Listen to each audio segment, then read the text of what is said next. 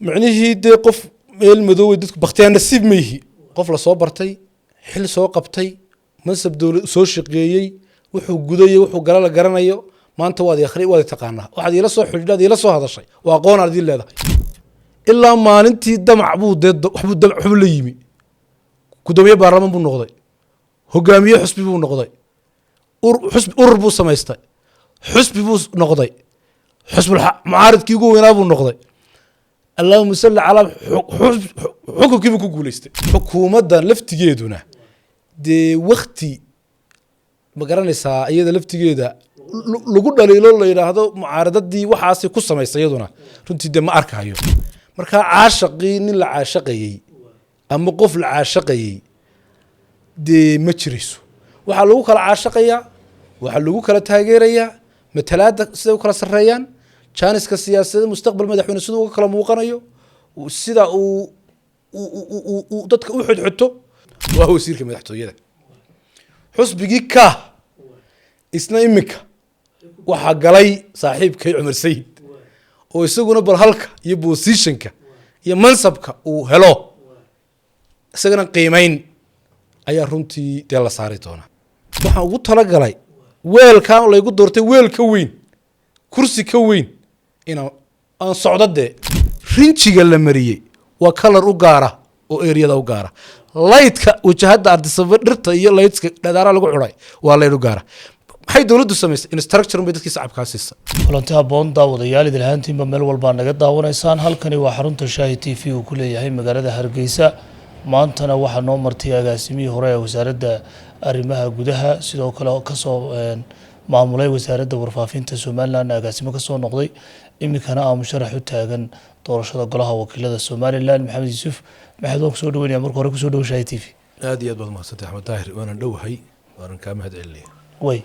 maanta halkan falanqeyn weyn bil ku gali doonaa oo arrimaha siyaasadda la xiriirda iyo musharaxnimadaada oo dhan bal ugu horeyn Soomaaliland dhawaan waxa ictiraaftay dalka Israa'iil ugu horeyn bal ictiraafka Soomaaliland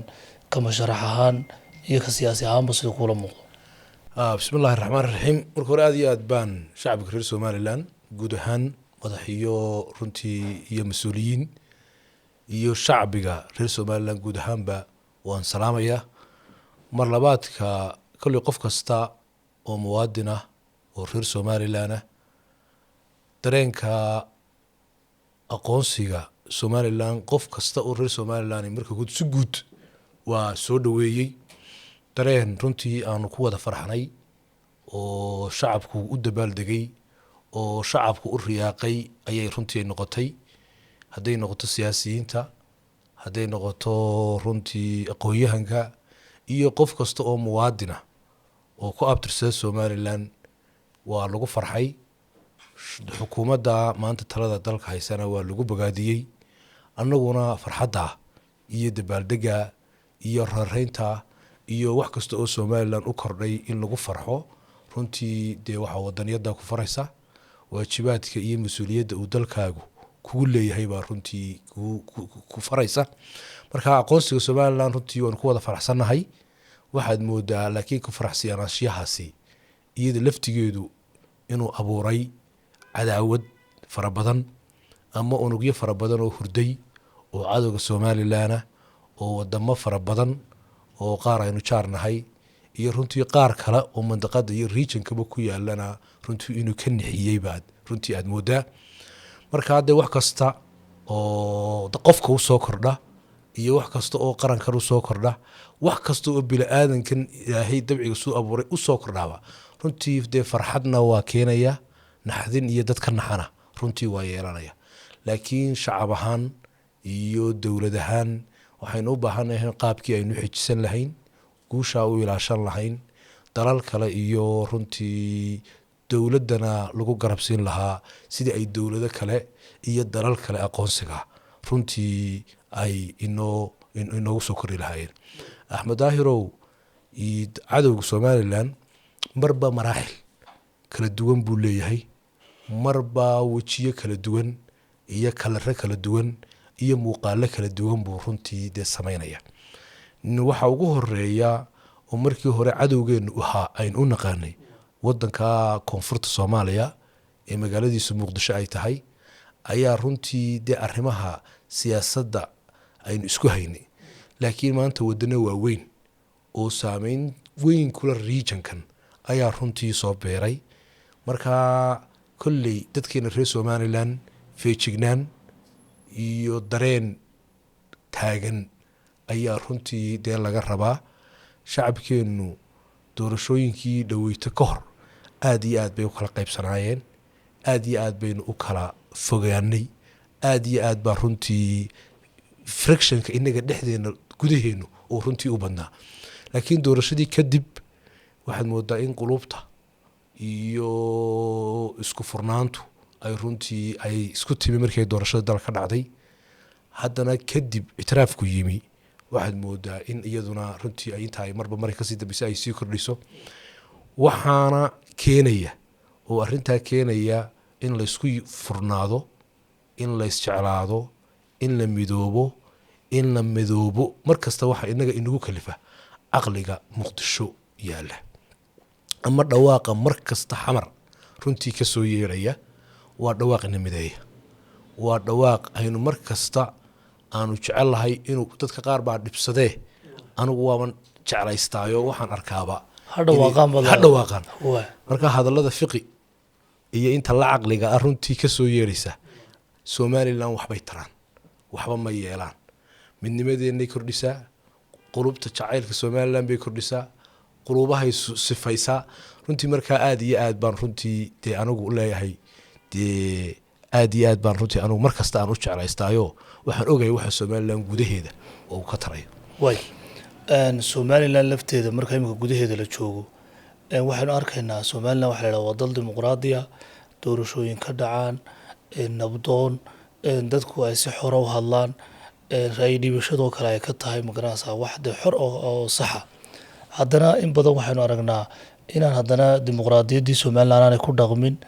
oo waxaynu aragnaa dadkiiyo dad qabiil ku taageeraya xisbiyadiina iyo qabyaalad lagu taageerayo bal dimuqraadiyaddii somalilan qaadatay iyo sidaynu u dhaqmayno markaad cabirto wallaahi horta somalilan waxyaabaha ay runtii ku faanto bulshooyinka ama sayladaha caalamka ay geyso runtii laba waxbaa ugu weynaan jiray midi waxa weeyaan waa systemkan democracy systemka ee multi-party systemka ee doorashadii one man one vote-ka ah midna waxa weeyaan nabadgelyada gudaha iyo nidaamkeena dib u heshiisiinta qaabka aynu nabadgelyada u samaysanay iyo qaabka aynu runtii aynu inagu dad ahaan isku tanaasulka iyo odaytinimada iyo isku islaaxa bayna naas dadka sida aynu mar walba ay nabadda iyo compromise-ka aynu runtii bulshada iyo beeluhu ay runtii u sameeyaan labadaas dee muddo waqti dheer oo 30 sano ah ayaa aynu bulshada ka iibinaynay waana ta aan isleeyahay waa ta ay maanta wadanada kuwayna ictiraafay iyo kuwa cilaaqaadka inala lihiba ay maanta somalilan ugu soo dheg taagayaan taas waa qodobka labaad hab nidaamkeenan dimuqraadiga ah ee aynu qaadanay anigu mararka qaar su-aalaan iska weydiiya muddaynu dimuqraadi ahayn xusbiyo badan baynu samaysanay haddana waxaad moodaa in somalilan dimuqraadiyaddii iyo qabyaaladii ay isdhex galeen dowladnimadii ina kala saari lahayd iyo nidaamkii xukuumiga ahay madba kii jirayna aada moodo inaanay xigmad ka ballaaran ama caqli ka waasacsan nidaamka dadkan shacabka ah inaanu imanin marka maxamed xaaji ibraahim cigaal ilaah u naxariistay markii uu sameeyey nidaamkan dimuqraadiga ah ee shirkii beelaha laga guuray waxay ahayd marba marka ka dambeeya systemka in la develop gareeyo oo la horumareeyo waxaad moodaa mararka qaar in nidaamkeenii horumarineed ee koritaankii dowladnimadeenna ee xusbiyadeenna iyo institutionadii dowladda in nidaamka dimuqraadiga ah uu dhibaato uu ku yahay sababtu ugu yahayna waxa weeyaan qof kasta waxa dee gaaladu waxay tahay every free is not freedom waxaad moodaa inaynu qalad fahanay dimuqraadiyaddii aan freedomkii iyo xorriyaddii aynu si qaldan aynu u qaadanay waxaad arkaysaa siyaasi qabyaalad reernimo dabada gelinaya oo geesi ku ah waxaad arkaysaa madax dhaqameed af qabiil iyo af reer ku hadlaya oo lagu taageersan yaho shacabka lagu tumayo oo lagu sheegayo xorriyal qowl waxaad arkaysaa nin wariye ah oo wuxuu ciddu doono wareysanayo waxa uu doonana ku hadlayo daliishanayo dimuqraadiyadda iyo nidaamka dowladdeenu ay tahay innaguna waxaynu nahay dal yaroo curdina oo soo koraya oo waxyaabaha noocaas oo kalehi aanay ubadkeenna iyo akhlaaqdeenna iyo diinteenna midnaba runtii aanay ku habboonayn waxyaabahaan isleeya dimuqraadiyaddu way idinka hallaabisay waxaa ka mid a xaggii horumarka dowladnimada hadday noqoto infrastructureka hadday noqoto institutionada capacitygoodii waxyaabo fara badan bay carqalad ku tahay dimuqraadiyadda somalilan tusaalaan kuu sheegaya iminka waddan curdina baynu nahay waddankaa curdinka ahee aynu nahay ilmo yar baynu nahay ilmaha yar dee marka uu suuqa u tegayo waxa uu soo iibsanayaa shaar yaroo leeg isaga soo maha waxaynu iminka somalilan waxaad moodaa dimuqraadiyadda ay haysato iyo somalilantu inay kala weyn yihiin marka waxaan tusaale ugu soo qaadan karaa waa ilmo yaroo bebiya oo shaadh dhamal egs amba trabal egasa loo xidhay runtii loo xidhay marka ilmihii yaraa dee shaarkii waa shaar weynoo dee baahidiisii iyo duruuftiisii iyo waxyaabihii ku xeernaa runtii kama turjumayso halkii ay kaga habboonayd dee shaar yaroo leego isaga in runtii dee loo xidho markaa niyo dimuqraadiyaddan dee wadano reer galbeed iyo wadano hore u marsan oo cilmiga ka horumarsan oo caqliga ka horumarsan oo dowladnimada ka horumarsan oo dadnimada iyo nidaamka casriga ah runtii la jaan qaadi karaya ayaa moodaa in loogu talagalay laakiin waddankeennan anu mararka aan wax akhriyo ama sistamyada iyo nidaamyada u jiro aan arko waxaan isaniyo malaa dimuqraadikan systemka democratic systemku idama anfacayaba sababta saa u leeyahay markan sistamyada kale iyo meelaha kale aan sii baarana waxaan siraa malaa waxa idin facaya sistamyada social democratic systemska la yiraahdo oo dowladnimadu ay wax badan ay gacanta ku hayso imika waddanka Ethiopia oo kale waa waddan inala jaara social democratic system buu isticmaalaa waddanada kale ee Yurubtu sida Norway Denmark iyo Sweden iyadana waa social democratic system waa waddanadii reer galbeedka ee dimuqraadiyadda aynu ka soo qaadanaynay baa ayaga laftigoodu systemkan advancedka aynu qaadanay ilaa hadda runtii iyada laftooda aan soo gaarin waxaan tusaale kugu soo qaadanayaa maanta haddii la is idhaahdo suuqeenna waa heen amaba gobonnimo dowladda hoose ee Hargeysa hadday is tiraahdo daar yaro qol yar oo waddada bartikeeda ku yaala dumi wax inta oday iyo caaqil iyo suldaan iyo reer ka hadlaya waad yaabaysaa marka dimuqraadiyadeeni ma horumarkeennii bay ka turjumaysaa oo ay saacidaysaa mise dibudhaceennii iyo qabyaaladii iyo reernimadii inay dib ugu noqono ayay runtii dee ay saboor garaynaysaa marka qofka qaldan la xidhana dee waa adiga arkay inta bulsho ee ka falcelinaysa inta bulsho ee hadlaysa marka qofkii xilka iyo mas-uuliyadda hayay dee waxaa laga yaabaa in col kaa badan iyo biyo kaa badanba way ku hafiyaane in ay allahuma salli calaa maxamed ay dhibaato ku keento oo go-aamadii iyo decisionskii uu qaadan lahaa ama decisive implementationskii uu samayn lahaa amaba decisive actionskii uu qaadan lahaaba in bulshadu iyo environmentka ku xiran ay bulsho ay dhibaatadu kaga timaado oo uu dabeetano qofkii go-aanadii u qaadan lahaa uu habrasho ay timaado marka mararka qaar baad moodaa inaanay dimuqraadiyadda iyo systemka Soomaaliland imika aynu u soconno inaanay ka faratigareynayn reflection waxa ku sameeyeen baahidii bulshadeena marka imika Ethiopia tusaalaan ku sheegaya Abiy Ahmed muddo xileedkiisa labaad buu saddexaad buu ku jira ardi sababa ninka arkay waa tagay transformationska ka dhacay ee xagga infrastructure-ka ee wadooyinka leh ee dawladaha hoose iyo maamulka ka jira uu sameeyay aad iyo aad baad u yaabaysa imika dawladda jigjiga waad arkay gobolka Amxaarada waad iga arkay ka Oromiya waad iga arkay ardi sababa bartakeeda eermariyihii aynu Soomaaliyayn arki jiray aynu tagi jiray isbedelka ka dhacay waa adiga arkaya markii micnihii dawladnimadu hab curintii iyo hab fikirkii iyo qorshayaashii ama dawlad hoos dhaxaan noqoto ama tu hoos hala timaade ay la imanaysay waxa inaga ka hor imanaya hab qabeeliya dad abaabulan kooxa u abaabulan qabiilo u abaabulan xusbiyo u abaabulan inta hadii aad awood dawladeed aad isticmaashana waxa la leeyahay dimuqraadiyadii baad dhaawacday marka waxaad kala moodaa bulsho ahaan halka aynu joogno ee qaabka horta waxaynu u baahannahay inaynu horta bal aynu dimuqraadiyadan aynu tii eerliga qaadanay inaynu horta bal dib yar dhigano dadkan nolol horta loo abuuro dawladnimada la baro asharo dadkan la educate gareeyo wax loo sheego marka bulshadan iyo dimuqraadiyadda dad la jaan qaadi karayo la soo gaarsiiyo in aynu dimuqraadiyadan inta aynu inaga anfacaysa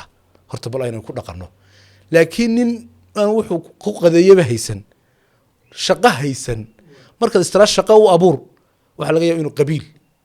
ama qoys ama xusbi uu dabada geliyo micnaheedu kama wado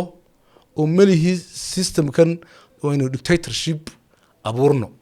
laakiin waxaan leeyahay systemkan aynu qaadanay more advanced ka ah bal system ka yara oo si dawladnimadu inoogu karto oo nidaamku inoogu hagaago oo wixii strong u noqdaan aynu qaab kale oo aynu u fikirno wadanadan imika horumarsan ee Mareykanka oo kale Axmedow nidaamyadooda kitaab quraana maaha imika Mareykanka oo kale dastuurkiisa 1700 oo 1770 ayaa dastuurkiisa la sameeyay ilaa 27 amendment amba wax ka bedel ayaa lagu sameeyay wadanada kale ee la midka ah wadan aan amendment lagu sameyn nidaamkiisa ama shuruucdiisa ama xeerarkiisa aan la bedelini ma jiro inuu imika 30 sano di Somaliland achievers far badan bay gaadhay laakiin waqtigan waxaan u baahanahay in halka aynu maanta taaganahay 30 sano ee Somaliland ay jirtay iyo qabiyada nidaamkan ma ku sii jiri karnaa oo Somaliland si noocan ma sii ahaanaysa oo sidan ma sii anfacaysa oo asxaab qabiilaysan oo hoosta ka reeraysani mayna sii wadayaan qaar dabada u baxayo oo buurta fuulaya mayna sii wadayaan qaar banaanka ka mucaaradaya mayna sii wadayaan nidaamkeenan imika aynu ku jirnaa anigu walaac fara badan iyo shaki fara badan ayaa anigoo waayo aragnimadeeda yar kooban iyo aqligayga iyo aqoontayda ku eegaya walaac madow fara badan ayaa runtii aan ka muujinaya waxaan jecelahay inaynu dib isku qiibayno xukuumadda iyo madaxweynaha maanta jooga inuu go'aamo adag iyo hogaamin adag iyo Allahumma salli ala Muhammad jihayn cusub oo hogaamin cusub intaba uu la yimaado marka micnaheedu maaha anigu waxaan ka hadlayaaba inaynu habkan imika aynu nahay qof maantain gareeya de uma baahnin laakiin waxaan u baahanahay qof wax ka bedel nidaamkeena guud ahaanba runtii amba kan ha noqdo jooga amba ku soo socda ha noqdee inay runtii aynu la nimaadno tusaalaan kuu sheegay dawladnimadu haddii aanay maanta gurigan aynu ku jirro intay cagaf geliso haddii maanta wadda ku soo hagaagto oo danta qaranku ay gasho in wadadan la balaariyo oo laami leen wala dhigo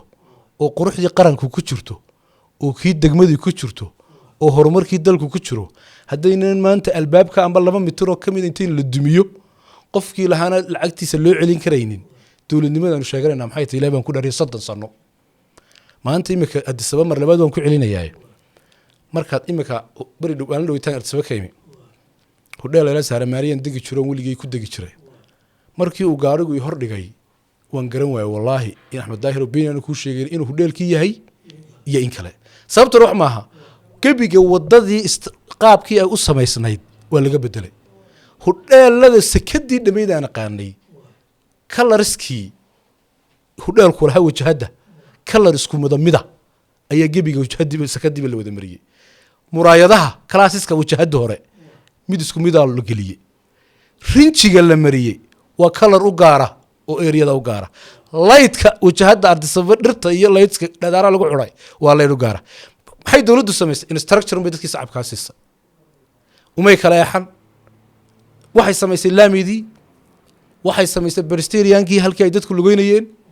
waxay sameysay halkii baaskiilku marayay waxay sameysay halkii timirtii dadku lagu beerayay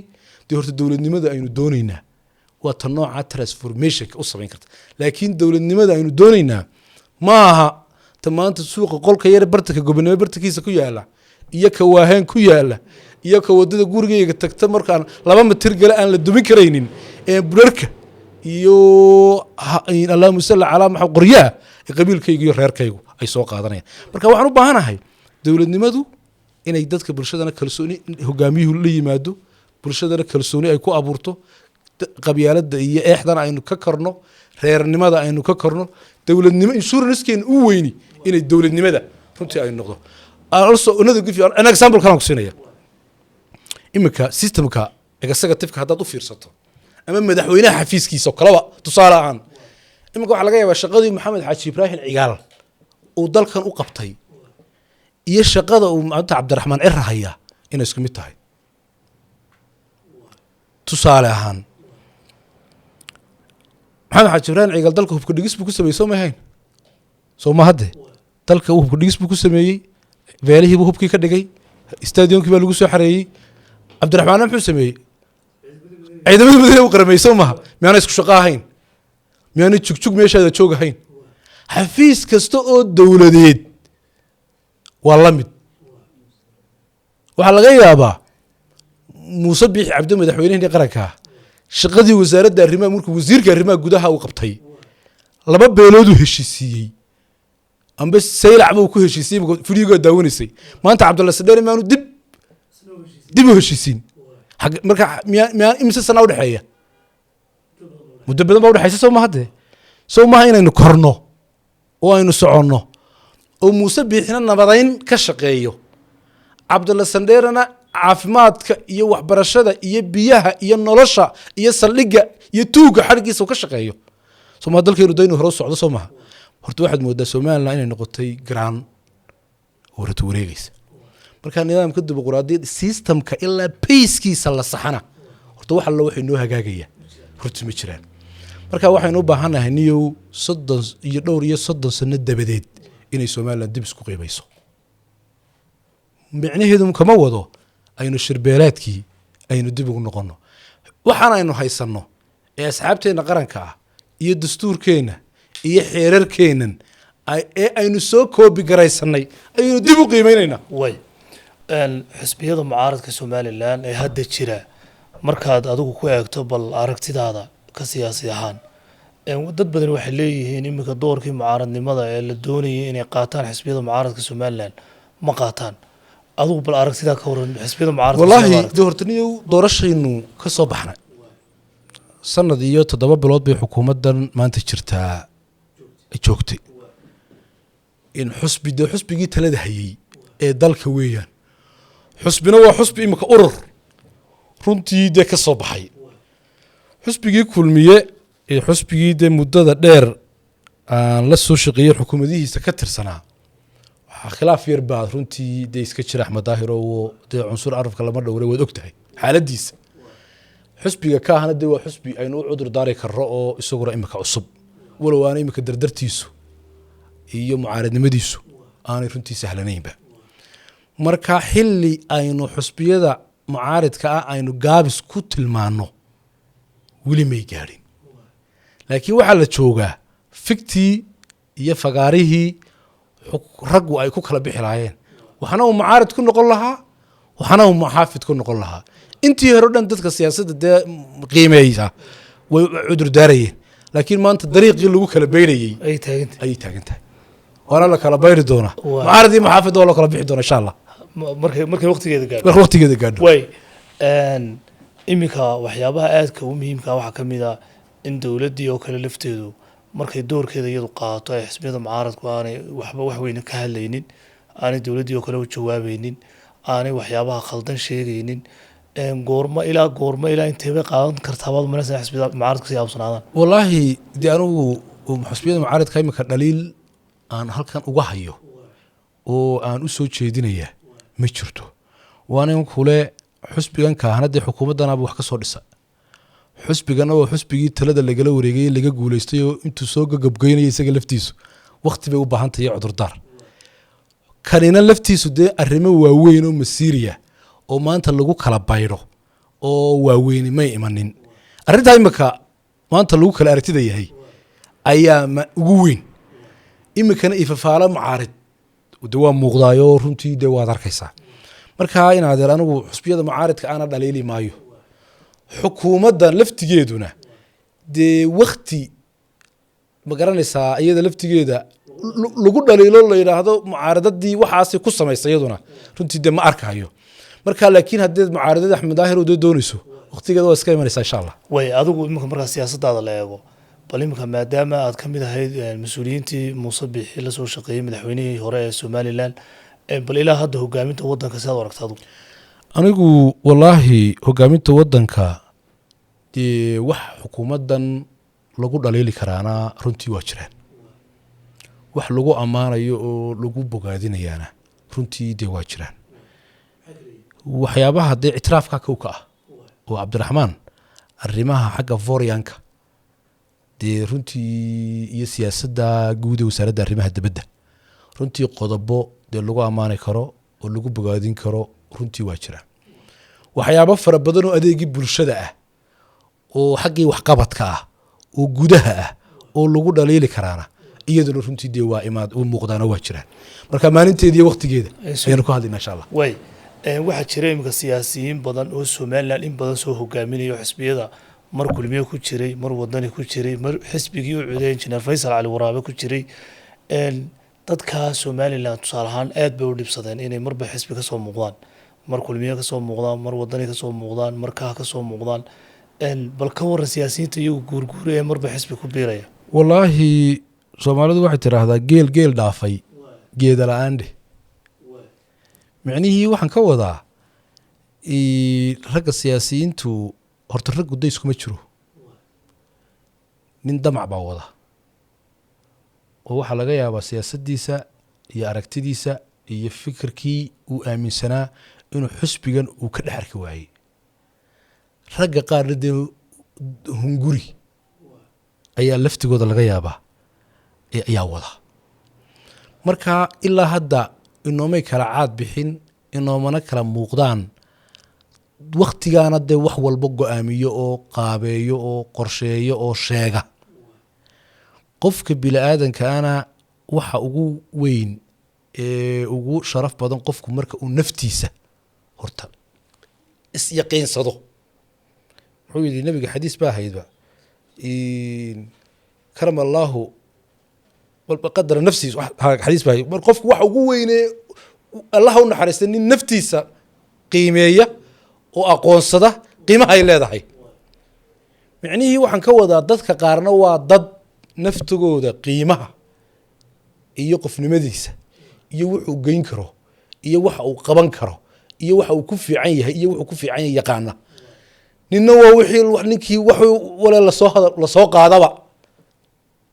iska doono oo iska caashaqo oo inuu xil qabto oo inuu xil hayo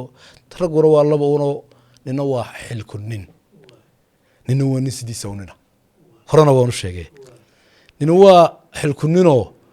wuxuu aaminsan yahay ama xil inuu hayo inay qofnimadiisa iyo ninnimadiisu ku xidhan tahay ninna waa nin sidiisa u ninahoo haddaad xil hayso iyo haddaanad xil haynba halka uu joogo nin wax ku biirin kara wax ku soo kordhin kara waxna cidda uu ka soo horjeeda waxna ka ridan kara horta weeyaan markaa dee raggu waa isdhaafdhaafayaayo nin xukuumad u gala iyo nin mucaarid u gala iyo nin wax raadsaday iyo nin wax aan helinba anigu dee ku ceebaysan maayo laakiin anigu dee si guudba sidan kuu sheegay Somaliland waqtigan ay ku jiro wax u baahan tahay way marka Somaliland la joogo waxa la yiraahdaa inta badan dhalinyarada jaanis weyn lama siiyo markay siyaasadda noqoto xil looma dhiibo xil wasiirnimo weyn looma dhiibo agaasimayaasha iyo xilalka adugu dhowdhowbaa ugu sarreeya weliba madaxweyne haddee gartaa walow iminka madaxweynaha hadda jooga cabdiraxmaan maxamed cabdillahi uu rag badan oo dhallinyaraa magacaabay bal siyaasadda iyo dhallinyaronimada iyo in xilka loo magacaabo nin dhallinyaro ah iyo in oday 90 jir ama 60 jir ama 20 jir xil loo dhiibo mid kee mudan horta anigu ma qabo dhalinyarta jaaniska aad sheegayso horta cidna jaanis ma siiso waan iska mashquulo politics cidina siyaasadda iyo kursiga iskagama kacdo laakiin hogaamiyuhu meel magacaabo hogaamiyuhu systemka dad cusub oo siyaasiyiina uu magacaabi karaa waqti salaanka laakiin jaranjarada salaanka koowaad buu qofkaas uu ku saari karaa ama xilliguu kuu dhiibi karaa laakiin qofkaasi xilka uu kuu dhiibay kuguma hayn karo oo kuguma ilaalin karo boqolkiiba 10 buu qofku hogaamiyey ku saacidi karaa laakiin boqolkiiba 90 kale qofku isagaa isa soo saari kara isagaa aqoon ahaan isdhisi kara isagaa siyaasad ahaan isdhisi kara capacitigaaga siyaasadeed iyo taada xusbi iyo taada qofeedba horta adigay ku xidhanta markaa no one cannot give you piece of cake qofku siinaya keeka ma jiri hadiyad siyaasaddu maaha qodba sirna siyaasaddu sideedaba horta ma aha siyaasadda waa la kufayaa waa la kacayaa waa la kala riixanayaa waa la dhacsanayaa waa lagaa dhacsanayaa marka odayaasha waaweyn dhalinyartu dee ka iska riixaan laakiin adigu haddaad daba fadhido ood odaytinimo u daba fadhido ood kursiga u daba fadhido dee wax intuu ka baxayo oo khadka isagu ka baxayo dee banaanka ha ka caban adigu riixo waa ku fiyo jarajarada ka tufaanto adiga laakiin adiga chance lagu siin oo kayga ashiisa lagu siin oo madaxweyne Muuse Biixi ku magacaabay miyaan Muuse Biixi uu magacaabay baan ku laakiin dee Muuse Biixi uu magacaabay waana madaxweynahay waana ugu abaal haya waana nin mujaahido weyn oo qaranka state man uu maanta qaranka u soo shaqeeyay laakiin dee micnaheedu maaha Muuse Biixi hadduu i magacaabay ilaa inta Muuse Biixi siyaasadda ku jirayo Muuse daba fadhiya micnaheedu maaha Muuse halkii ugu sarreysay ee maamuuska lahayd ee qarankan ugu sarreysay madaxweynaha buu gaaray anna dee damac baan leeyahay doonisna waan leeyahay inaan wax noqdana waan rabaa dee degdegi maayo waqtigeeda iyo qorshaheeda iyo timekeeda daayaan eeganaya Muuse waxa laga yahay hilaalinta madaxweynenimada 20 sano ka hor ama 30 sano ka hor ayaa uu soo bilaabay maanta inaan bilaabo oo aan u hub qaato oo aan u qori qaato wixii diidaya aniga ma jiro macnaheedu ma aha isaga ku dhacaya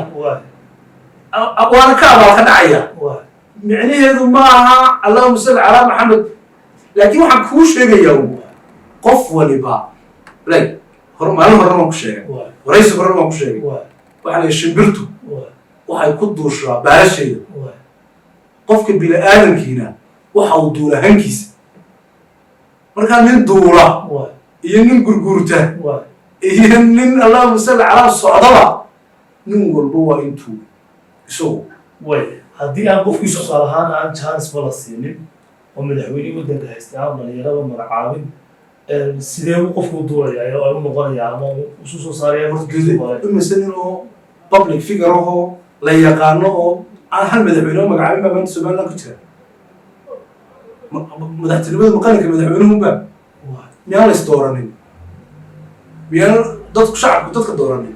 miyaan golayaasha deegaanka la gelin miyaan baarlamanka la gelin miyaan dad madax bannaan oo siyaasiyiin oo independent jirin qalinka madaxweynuhu qofkii wax raba ee wax doonaya ee meel u muuqato ee hilaadin leh war qalin baad sheegtay gidaar baan hoos taagsanay adigu tusaale ahaan inta maxay subxaan xilal kala duwan weliba agaasimayaal badan baad ka soo qabatay dowladdii Muuse Biixi haddii maanta cabdiraxmaan maadaama ay xisbiyada mucaaradka ama meel walba uu madaxweyne xor u yahay inuu cid ka magacaabo haddii madaxweyne tusaale ku xusho oo ama agaasimaha wixii kale ku magacaabo boqolaal saxiixa dee horta su-aashaasi meesha ugu taalle anigu the new system baan horta la soo shaqeeyay adigoo system baa la soo shaqeeyay ma magacaabi kara dhib male laakiin anigu system baa la soo shaqeeya xusbiga kulmiye ayaan ku abtirsanay axmed madaxweyne axmed siiraayo anoo yaroo dhalinyaro ah ayaan 2009 taageeray odaygaa weyn waan weli weyn baan qaadnay ilaahay waa nagu guuleeyey mar labaadkiina madaxweyne muuse bixi ayaan isaguna aanu dhisnay oo aanu qaadnay isna ilaahay waa nagu guuleeyo madaxweyne ayuu noqday mar saddexaadkiiba haddana muuse madaxweyne muuse la qaadno nasiibku nagu saacidin anigu waxaan jecelahay intaan guulaysanayay rag baa dhacayay rag ayaa dhacayay oo guuldarradu raacaysa anna maantaan dhacay raggii maalintaa aan dhacay aan guulaystay dhacay imay qujuqujayn ee reerkayagu manaasiibta iyo xilalka dalkana intuu ha iska yaraadaane ha iska yaryaraadaane dee anaa ku matanayay deegaankayga dhayay walwana political position waaweyn ahayn maanta raggii intaasoo dhan inaan qujuqujeeyo oo aan anigu waxaan ka doorbiday inaan dariiq kale oo siyaasadeed oo musharaxnimo ah inaan doonto halkaasaan maanta anigu ku socdaa dabacaygu yahay doonistaydu tahay taallana waa halkeeda dii war taallana waa halkeeda marka axmed daahirow dee intaasoo jeer mar ukii u dambeysayna xusbiga wadani bay runtii ay cod ka siiyeen majoritigiisa ugu dambeyn maanta xusbigii codka siina waa guulaystay xukuumaddiina dee waa dhalata laakiin xusbiyadii marka laga hadlayo iyo marka xukuumadda laga hadlayo laba qiimeynood oo kala duwan baan runtii fasiraad saaraya marka xusbiyada laga hadlayo xusbiyadii maanta 3 nin oo isku deegaan ka soo jeedo bariga burco iyo sanaag ka soo jeeda ayaa maanta 3 xusbi hogaamiya deegaankaygu xusbi maanta uu ku abtirsanaya ama xusbi uu maanta gacanta ku haya ma jirto waxaan isleeyahay doorashada soo socota dee markii hore hadday qabyaalad ku codayn jireen oo marna dee faysal ay ugu codayn jireen marna ay kor ugu yar kacoonay dee wadani hal istab ay kor u kaceen ay wadani ay cabdiraxmaan u codeeyeen maanta xodxodashadii qabyaaladeed meesha way ka baxday maanta deegaankaygaas waxaan isleeyahay waxbuu isweydiin doonaa talo sahan buu diri doonaa sahankaa uu dirayaa 3 xusbi maanta mar waa 2 siyaabood bay ugu codayn doonaan mid waa matalaad siyaasiga horta xusbigan maanta la yiraahdo farsamo xusbiga kulmiye yay nagu matalay bay isweydiinayaan maanta intaan ognahay xusbiga kulmiye deegaanka waxa ku matalay gudoomiyaha golaha dhexe oo ugu sareeya oo saaxiibkii Muuse Salaf xusbigii wadani waxa maanta deegaanka ku matala xogaye ama xogaye guud oo wasiirka madaxtooyada xusbigii ka isna imika waxa galay saaxiibkay Umar Sayid oo isaguna bal halka iyo positionka iyo mansabka uu helo isagana qiimeyn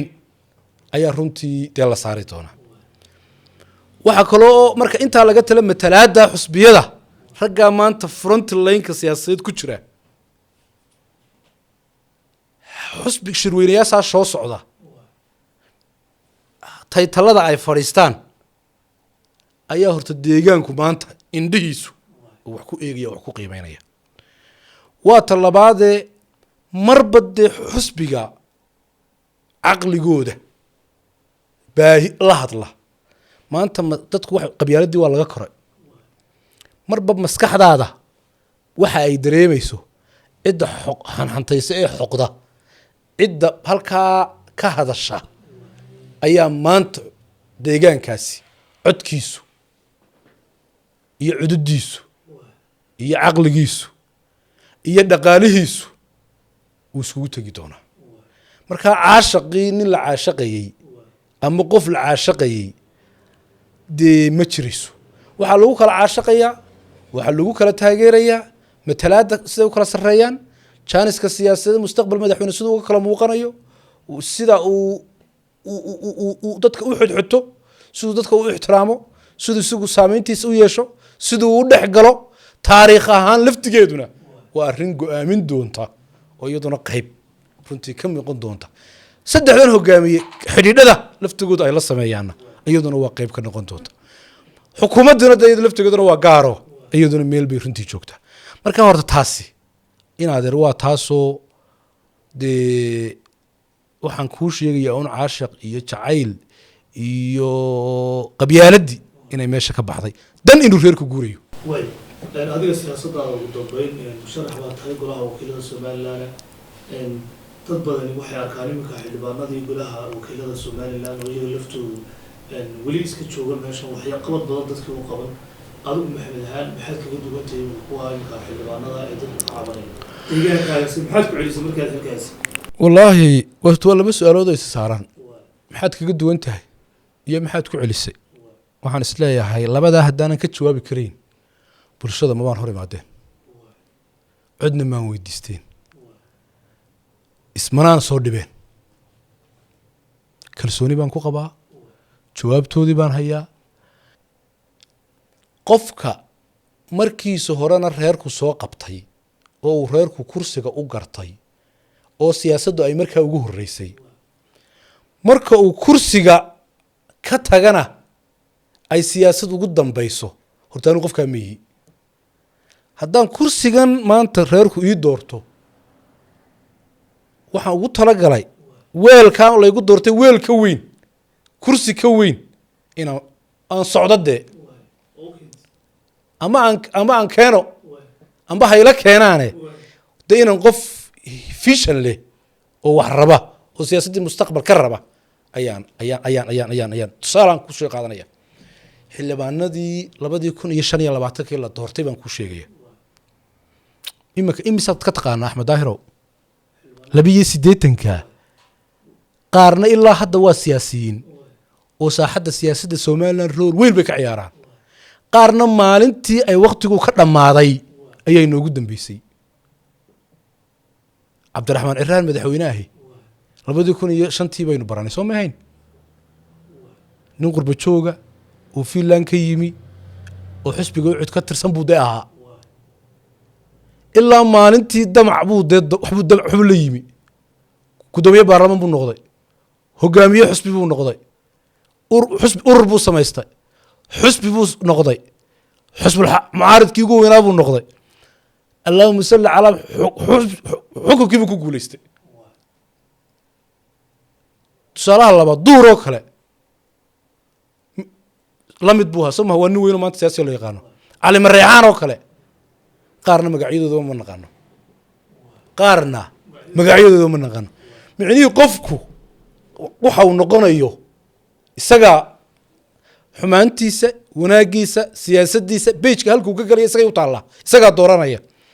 laakiin inuu siyaasaddii kusoo dhex jiro macna ka dhex sameeyo inuu ka dhex baxo uu dukaanadiisi iyo meheradiisi iskaga noqdo qofka isagay ku xidhanta marka horta niyow damac siyaasadeed baan ka leeyahayoo damaca siyaasadeed aan ka leeyahay baa wuxuu u keenayaa inaan markasta dadkayga dib ula noqdo